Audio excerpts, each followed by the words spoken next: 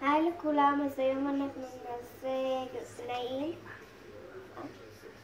נעים מסבון כלים. אז שמתי הרבה מאוד סבון כלים בתוך השקית ושמתי את השקית בתוך כוס. עכשיו לקחתי טיפה של מים ושמה. ועכשיו מגיעים ולוקחים את זה וקושרים.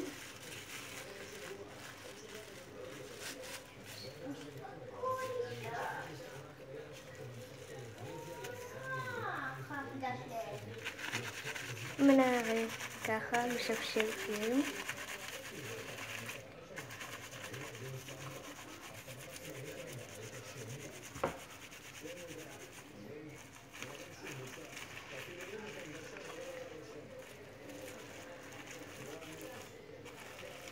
תסתכלו מה יצא.